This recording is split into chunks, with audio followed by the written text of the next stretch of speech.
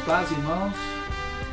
Vamos continuar trabalhando aquilo que semana passada nós começamos nas parábolas no Evangelho de Lucas, capítulo 12. A semana passada falamos sobre o servo fiel que terá a honra, o privilégio de ser servido ao Senhor, porque está aguardando, cingido e com suas lamparinas acesas, ou seja, de prontidão e atento para a volta do Senhor Jesus Cristo. Hoje, nossa pregação está no Evangelho capítulo 12, versos 41 a 48. E dizemos, na verdade, que a ideia básica realmente é pensarmos que o crente verdadeiro é um servo responsável e obediente. Mas antes de termos a nossa pregação, vamos ter a nossa oração de introdução. Nós somos gratos, Senhor Deus, pelo tempo que o Senhor nos dá para abrirmos a Tua Palavra. Somos gratos porque o Senhor fala a nós através dessa palavra, e sabemos isso não só pela experiência própria, mas pelo testemunho de tantos outros irmãos na história da igreja, que foram edificados, como suas vidas foram mudadas pela palavra, pela atenção à palavra, e ela, sem dúvida, é um consolo para nós e nesses dias difíceis que vivemos. Ela, sim, tem sido o nosso refúgio, a nossa rocha, ela tem sido o alimento e o alento que nossas almas precisam para enfrentarmos cada dia. Por isso, Senhor, trabalha essa palavra, mesmo na perspectiva daquilo que vamos falar. O Senhor nos desafie, nos estimule como crentes a pensarmos as nossas vidas. Peço que o Senhor nos oriente, que o Teu Espírito haja no coração de cada um que está ouvindo, aos crentes, para levá-los a uma vida de santificação, arrependimento, confissão de pecados, e aqueles que não são Teus, para serem convencidos pelo Espírito Santo e pela palavra de que o Senhor Jesus é o Salvador. Nós oramos no nome do Senhor Jesus. Amém. O contexto dessas parábolas, chamamos as 3 parábolas, 2 semana passada, e hoje essa parábola nos ensina o seguinte: enquanto que nas 2 primeiras parábolas a volta do Senhor Jesus é a ênfase do ensino e está na prontidão para atender a porta quando da chegada do dono pelos seus servos, versos 35 até 38, e na vigilância constante do Pai, nos versos 39 e 40. E no texto que nós temos, o foco do ensino é que nós, os seus servos, como é que nós estamos procedendo durante a ausência do dono. Então, nesse sentido, podemos pensar que essa parábola tem um paralelo com uma parábola em Mateus 24, 45 a verso 51, embora a ênfase em Mateus seja ao grande sermão escatológico do Senhor Jesus Cristo. E aquela a parábola de Mateus 24, 45 a 51, ela está assim escrita para ensinar os últimos dias da 70ª semana de Daniel, que trata da segunda vinda do Senhor Jesus, diferente do arrebatamento com que nós pensamos. Eu vou mostrar um gráfico que demonstra um pouco a nossa posição escatológica, só para nos situarmos e pensarmos naquilo que nós vemos. Então você pode atentar naquilo que vai aparecendo aí no vídeo, e podemos ver que há o momento em que a história das 69 semanas, prescrita lá em Daniel capítulo 9, dos versos 24 até o verso 26, vai falar dessas 69 semanas, que termina com a entrada triunfal de Jesus em Jerusalém.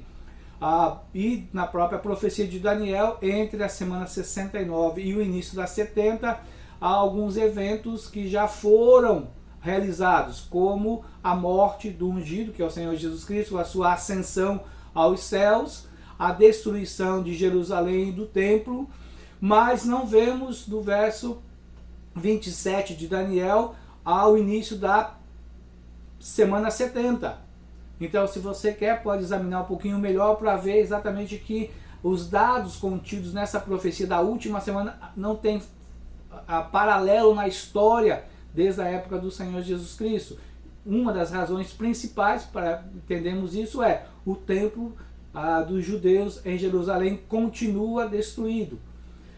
Então, entre a semana 69 e a semana 70, vivemos a era da igreja, o que nós estamos hoje. E depois disso, a era da igreja termina com o arrebatamento, 1 Tessalonicenses 4, quando os mortos em Cristo ressuscitam primeiro e os vivos em Cristo logo após são transformados e levados ao céu. Então é um encontro nas nuvens com o Senhor Jesus Cristo.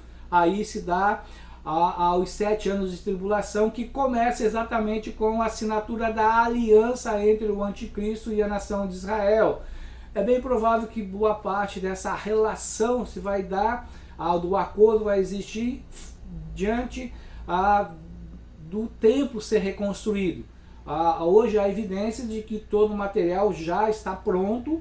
A questão toda é a localização. Há um bom grupo de arqueólogos judeus, de historiadores, de sacerdotes da religião judaica que entendem que o templo não está, o templo de Salomão não está situado no mesmo local onde está a mesquita, que é o grande problema, essa relação. Então, quando chegarem a uma conclusão e começarem a construir ou pensar em construir, é claro que haverá um grande problema, principalmente com o mundo islâmico e alguns países não islâmicos, mas que estão muito alinhados, principalmente Rússia e China, com o mundo islâmico. Então aí vemos a figura que o anticristo terá de formar essa aliança, ou seja, um pacto que protegerá de certa maneira a nação de Israel por 7 anos. E claro, depois desses 7 anos que nós vemos, então será a volta do Senhor Jesus Cristo em poder e glória, com os seus santos anjos e com a igreja e com os santos já restaurados num corpo de glória. E após isso, então, o estado do milênio por 1000 anos. Voltamos para a nossa parábola e vamos pensar naquilo que o Senhor Jesus nos dá. Então, o que nós vemos? Que entre as duas parábolas, podemos pensar um pouquinho só para deixar bastante clara a diferença entre Mateus 24 e Lucas 12. Por exemplo, Mateus fala do servo fiel e sensato, Lucas fala do administrador fiel e sensato. O administrador é alguém que dirige, possivelmente Lucas dirige a parábola mais para quem está com responsabilidade de liderança, enquanto Mateus fala para todos os que são seguidores do Senhor Jesus Cristo.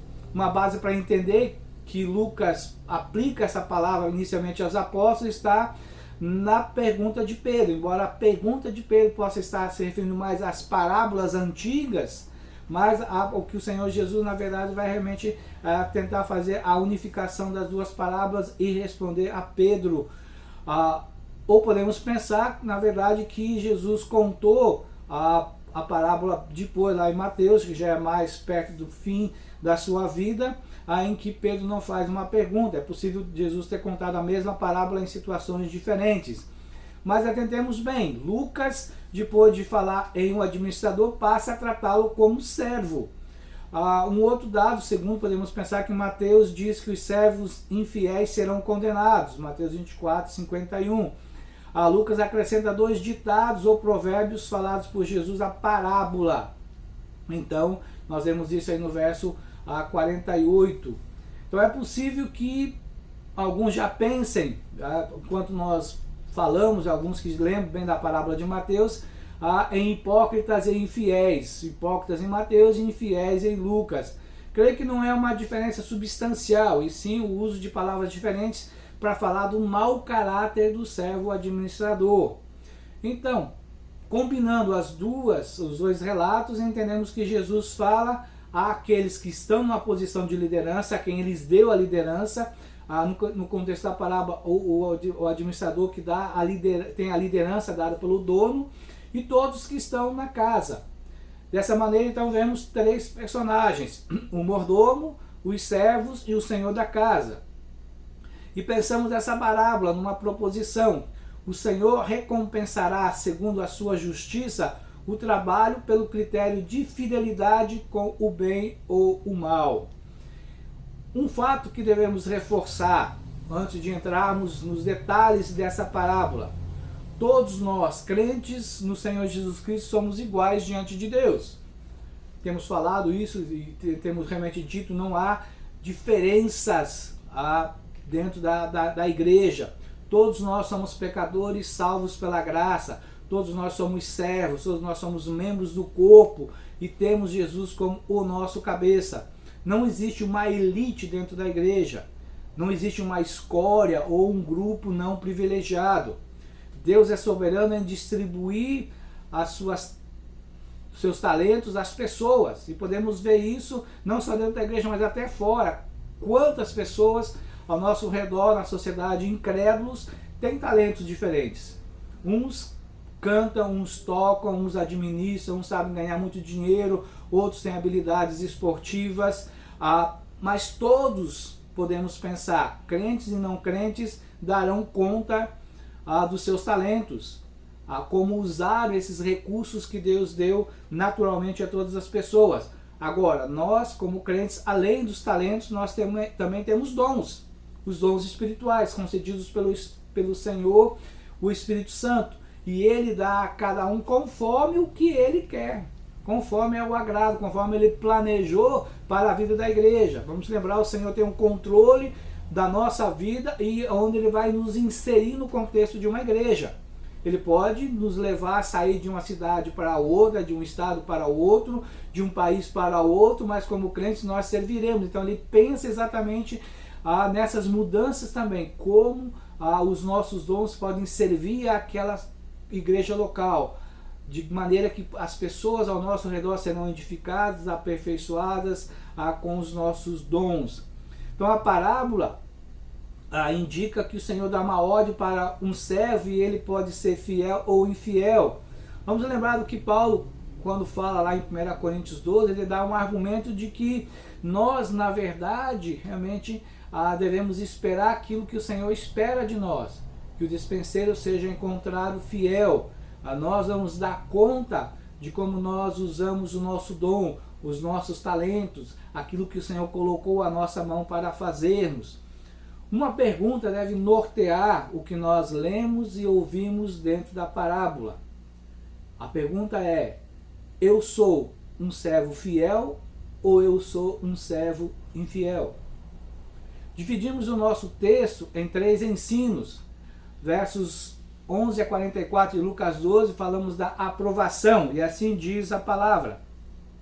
E ao final do milênio, o julgamento final de todos os incrédulos e o estado eterno. Então Pedro indagou: Senhor, estás propondo essa parábola para nós ou para todas as pessoas? Ao que o Senhor lhe asseverou: quem é, portanto, o administrador fiel, que age com bom senso, a quem o seu Senhor lhe encarrega dos seus servos para ministrar-lhe sua porção de alimento no tempo devido? Feliz o servo a quem o seu Senhor surpreender agindo dessa maneira quando voltar. Asseguro-vos que ele o encarregará de todos os seus bens. Então aqui nós vemos a palavra nessa parábola se referindo a esse servo fiel, a esse administrador fiel, ou prudente, sensato e também fiel. J.C. Hiller faz uma observação importante. Ele diz assim: sem dúvida, uma advertência que se reporta primariamente aos ministros do Evangelho. Eles são os despenseiros dos ministérios de Deus e estão especialmente obrigados a serem encontrados fazendo assim, quando Cristo voltar. Mas a passagem contém outra lição, que todos os crentes devem considerar: a imensa importância de um cristianismo ativo, prático, diligente e útil. Outros que exercem liderança, além de pastores, que podemos aí acrescentar a ideia do que Hilley falou, são os líderes ou presbíteros nas igrejas, são os diáconos, são os professores de EBD, são os líderes de comissões, são os pais nas suas casas com os seus filhos. Então, pense nisso, você que é crente e está escutando essa pregação. Isso é para todos nós, essa parábola é para todos nós. A parábola, na verdade, fecha uma lacuna que as outras abriram, porque elas falam da vigilância e da prontidão para a volta do Senhor Jesus. Essa peça da lacuna que está faltando aqui, nós podemos chamá-la de trabalho. É uma ação que demonstra obediência e responsabilidade, ou seja, trabalhar fazendo aquilo que o Senhor quer por obediência e por responsabilidade. Nesses dias temos escutado muito a palavra protocolo. E podemos pensar nessa palavra, em protocolo, como um conjunto de regras que regulam atos públicos ou um cerimonial. Creio que vemos nessas parábolas de Lucas 12 que há um protocolo que Jesus nos deu. Assim, podemos estabelecer esse protocolo. Devemos estar prontos para a sua volta. Prontidão e vigilância conforme as parábolas de Lucas 12, 31 a 40. Vamos lembrar, o Senhor Jesus deu dons para nós, como seus servos, para que nós possamos desenvolver a sua obra neste mundo. Ele nos deu ordem de pregar o Evangelho a todas as pessoas em todos os lugares. Há uma série de ordens do Senhor Jesus para que nós cuidemos do rebanho, que é a igreja. Nesse sentido, devemos alimentar, proteger, ensinar, fortalecer, tratar das feridas, sejam elas da alma, sejam elas do corpo. Tudo isso podemos dizer, todas essas questões aí podemos resumir na palavra trabalho. Nós, servos, temos muito trabalho a fazermos. Isso, na verdade, pode me lembrar a ordem que Neemias deu ao povo quando da reconstrução dos muros em Jerusalém. Está lá no capítulo 4, os versos 15 até o verso 23. A gente não vai ler todo, só quero destacar desses versos o seguinte. Que Neemias ali coloca dizendo que cada um do povo que estava trabalhando, cada um com uma das mãos fazia a obra e com a outra segurava a arma. Por quê? Porque eles estavam debaixo de ameaça, de guerra, de guerrilha. Isso era bastante iminente naquele momento. Isso então trazia uma certa angústia, apatia, medo às pessoas. Mas a solução era trabalhar e estar armado, estar preparado para o ataque do inimigo. A razão era muito simples, a reconstrução dos muros não podia parar. Derek Kidner tem no seu comentário de Neemias uma declaração pertinente, não só a situação lá de Neemias, do povo e do trabalho nos muros de Jerusalém, mas para nós hoje, enquanto nós lemos essa parábola, nos dias que nós vivemos essa pandemia que o coronavírus tem trazido a todo mundo. Ele diz, oramos e pusemos guarda. Isto reflete com exatidão a fé de Neemias. A associação entre o céu e a terra, de confiança e de boa organização, é tomada como certo, como sendo algo de normal e harmonioso. E a ordem precedente entre eles não é mera formalidade, está de acordo com os preparativos, e esses preparativos declarados e nas várias menções sobre oração e confiar em Deus nos capítulos anteriores do livro de Neemias. Assim como Neemias entende que trabalhar e vigiar são necessários, mas não sem fé em Deus.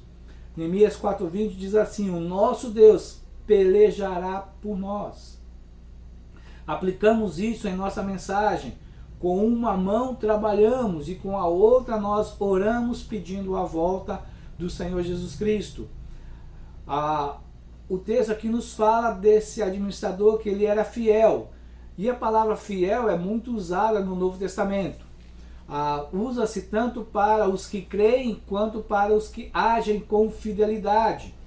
Dessa maneira, temos esse significado do termo fiel na parábola dos talentos, Mateus 24, a partir do verso 14, na parábola das minas, Lucas 19, a partir do verso 1, em 1 Coríntios 4:12, a gente já citou a questão do despenseiro fiel. Fiéis são os servos que negociaram, que cuidaram da casa, que cuidaram dos servos, que trataram os servos, alimentaram os servos como o dono lhe tinha pedido. Este servo, esse administrador será recompensado. Os servos que estão esperando, prontos e vigilantes, também serão recompensados. Então a fidelidade é destacada por Jesus e podemos vê-la demonstrada naquilo que se faz enquanto se espera, pronto e vigilante pela sua volta. Heineck faz uma colocação. Ele diz assim: a sensatez, a inteligência de coração singelo que olha para uma única coisa, aquilo que convém ao Senhor, brota da fidelidade e é coerente com ela. Por isso, o entendimento do administrador, servo, fiel e sensato, ou prudente. O objetivo do Senhor nesses versos, que temos aqui a nossa primeira mensagem, falando sobre o servo fiel, é que esse servo administrador seja encontrado fazendo o que lhe foi mandado, cumprindo a sua tarefa, realizando com responsabilidade e obediência aquilo que o dono lhe deu. Há uma responsabilidade dada a ele. E o que o dono espera é que ele seja encontrado fiel. Aí o Senhor lhe dá as atribuições, lhe dá as responsabilidades e vai embora. O Senhor confia no seu servo. Ele confia esperando que esse servo vai realmente fazer aquilo que ele lhe mandou. A O'Reilly chama a nossa atenção com essa frase: não há lugar para o ócio na vida do cristão enquanto aguarda a volta de Cristo. Cristo espera que o seu servo mordomo, ou seu servo administrador, seja responsável e obediente às suas ordens. As responsabilidades e privilégios pertencem à soberania do Senhor. Ao Senhor dá e distribui talentos e dons conforme a sua vontade. O que ele quer é aquilo que Paulo reforça para nós. A gente já citou 1 Coríntios 4:2, que o administrador, que o servo, que o dispenseiro seja encontrado fiel. Não é se eu posso ou não ter mais, se aquilo é melhor ou se aquele outro é mais melhor. O que ele quer de cada um, o que ele deu a cada um é o que ele vai cobrar. Essa é a responsabilidade. Eu tenho que saber exatamente quais são meus dons e os meus talentos e realizar com determinação, com trabalho, com afinco, com esmero, com dedicação aquilo que ele me deu. O fiel é recompensado porque é obediente e também é responsável em cumprir a sua tarefa. Não pelos seus desejos, não pelos seus sonhos, não porque ele esperava outras coisas, não porque ele queria outras coisas. A recompensa descrita no verso 44 nos faz pensar mais no destaque que esse fiel e sensato servo mordomo vai receber, uma honra diante de outros escravos. E a recompensa o fará realmente ter mais trabalho, ter responsabilidades maiores ainda, é subir de posto, é ter um cargo maior. A recompensa nas duas parábolas anteriores nos mostra mais a questão da intimidade, a mais intimista, ser servido à mesa. Mas lembramos que tudo isso é algo que é possível para aquele que serve ao Senhor com fidelidade. Embora o destaque que nós possamos pensar dessa parábola nossa, ela está mais ligada à nossa vida terrena do que aquilo que é na eternidade. Uma palavra de recompensa que se destaca é que o servo também vai ser chamado de feliz ou bendito. Que grande alegria será ouvir isso do Senhor Jesus. Creio que só ouviremos isso realmente quando entrarmos porta dentro do céu. Quando o Senhor Jesus souber que nós estamos ali e entender que nós fomos neste mundo pessoas responsáveis, pessoas que trabalharam, pessoas que foram fiéis, foram prudentes, foram sensatas, realmente ouvirá: bendito do Senhor. Quero uma palavra para nós, homens que estamos na igreja. Considerando e conversando às vezes com muitos pastores, infelizmente nós podemos ver que na maioria das igrejas locais, as mulheres são muito mais ativas nos trabalhos que as igrejas desenvolvem. Elas são mais interessadas na palavra, no estudo, na vivência cristã. Isto é vergonhoso para nós homens. Às vezes nós até ouvimos homens dizendo que querem trabalhar, mas avaliamos, pensamos e vemos que eles sabem, às vezes, muito pouco da palavra. E acabam não sendo bons candidatos para comissões, para diretoria ou para fazer parte de alguma frente de trabalho. Outros estão mais preocupados com o seu trabalho do que com a vida da igreja. Embora possamos pensar que nesse mundo temos que trabalhar, temos que ter o nosso negócio, temos que ter o nosso dinheiro, sustentar as nossas famílias, mas o nosso alvo maior sempre tem que ser para aquilo que nós fomos escolhidos. Servirmos ao Senhor, olharmos para a vida da igreja, para aquilo que a igreja pode fazer. Não é deixar o trabalho de lado, não é sermos negligentes com o nosso trabalho que nos traz o sustento, é sermos fiéis lá, trabalharmos com dedicação, sermos o melhor funcionário, o melhor empregado, a melhor pessoa que trabalha e que se relaciona com as pessoas lá. Mas o nosso olhar não pode ficar longe daquilo que a igreja está vivendo, das necessidades da igreja, dos irmãos, dos trabalhos que podem ser feitos a partir dos nossos dons e talentos.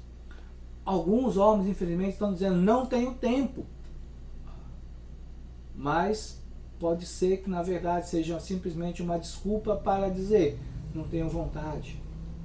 Homens, despertem para a realidade que esta parábola chama para nós. Irmãs, mulheres, continuem envolvidas, continuem crescendo no Senhor. Os versos 45 e 46 de Lucas 12 nos fala da reprovação, que é o segundo ensino. E diz assim, todavia imaginei que esse servo pense consigo mesmo, meu senhor tarda demais a voltar, e por isso comece a agredir os demais servos e servas, entregando-se à glutonaria e à embriaguez.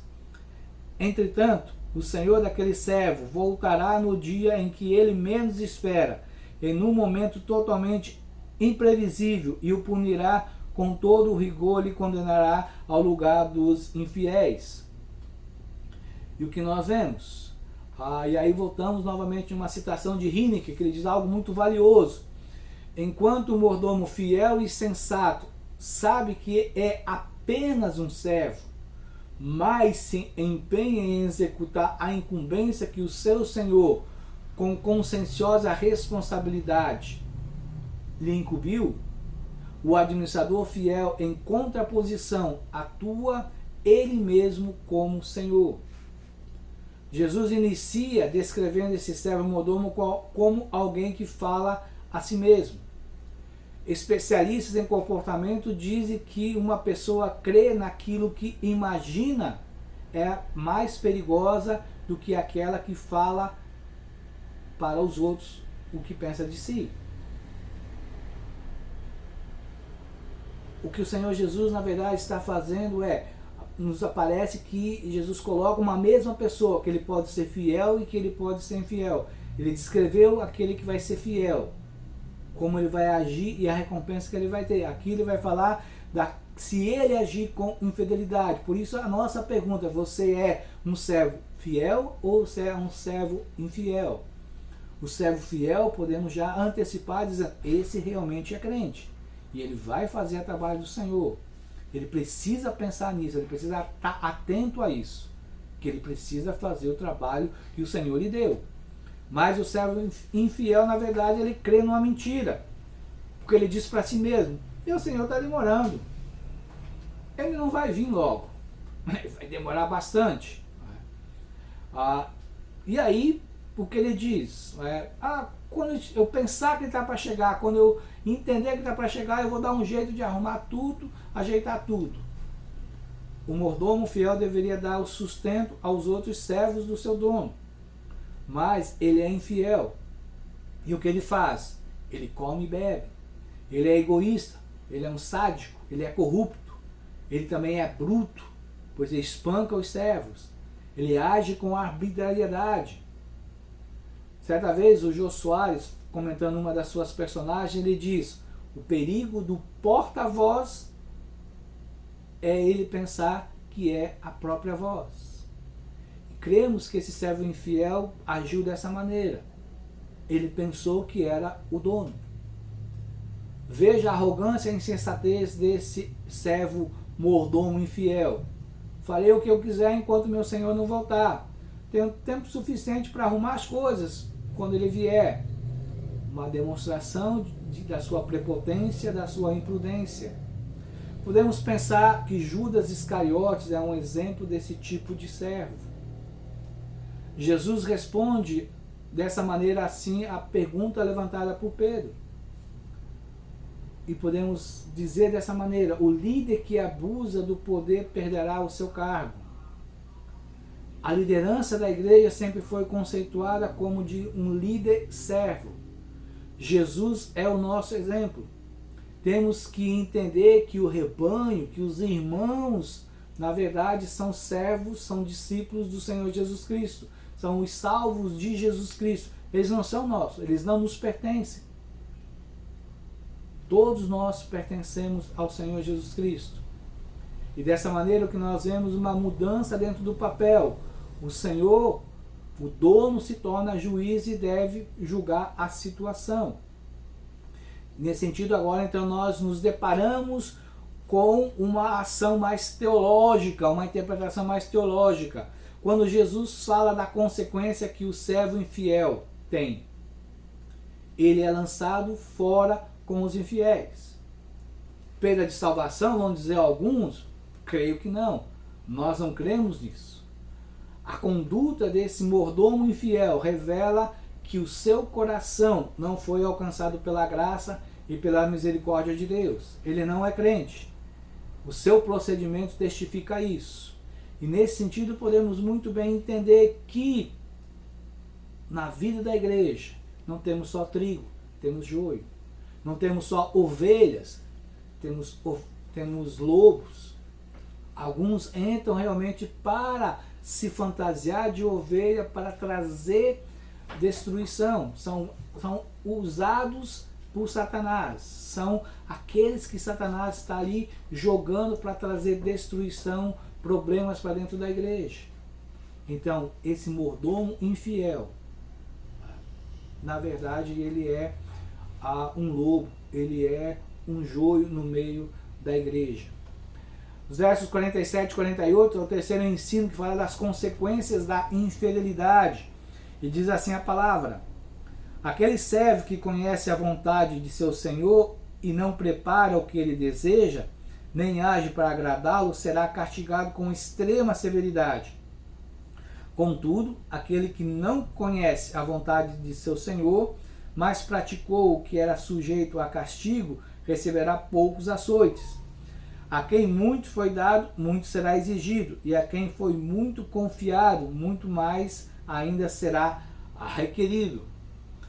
A William Barclay fala desses versos assim: uma advertência a respeito de que o conhecimento e o privilégio sempre trazem junto a responsabilidade. Muito importante entendermos isso. Quando conhecimento e privilégio vem a nós, junto vem a responsabilidade. E aqui então nisso nós vemos um belo exemplo da justiça e da retidão do juízo do nosso Deus. Alguns serão castigados de maneira mais dura e outros de maneira mais leve. Isso está de acordo com a justiça de Deus. Haverá diferença nas recompensas de quem vai para o céu e diferença entre castigo daqueles que serão condenados à morte eterna. Olhando para esses que serão açoitados, não existe ninguém que não tenha nenhum conhecimento de Deus. Muitos podem não saber de muitos detalhes da verdade bíblica e por isso não sabiam da vontade de Deus. Paulo em Romanos 2,15 fala da norma da lei gravada no coração do ser humano. Por isso, mais à frente ele vai dizer que todo ser humano é indesculpável. Nós, o mundo, desde a expulsão de Adão e Eva, está debaixo das leis morais de Deus. Elas são impressas no coração, mesmo depois de Babel, com o espalhar de línguas pelo mundo e de povos entre o mundo. Podemos pensar e entender que não existe ninguém indesculpável. A natureza revela a Deus, a sua glória, a sua divindade, o seu poder. A própria consciência do homem nasce. Isso nós vemos em muitos lugares, em muitos grupos que talvez estejam aí isolados. Eles vão trazer certos códigos de lei, então se fazendo leis para eles mesmos. Mas sempre lembremos, pecado sempre é pecado. mesmo quem não sabe das coisas da palavra de Deus, comete pecado e será julgado. Então, pare e pense você.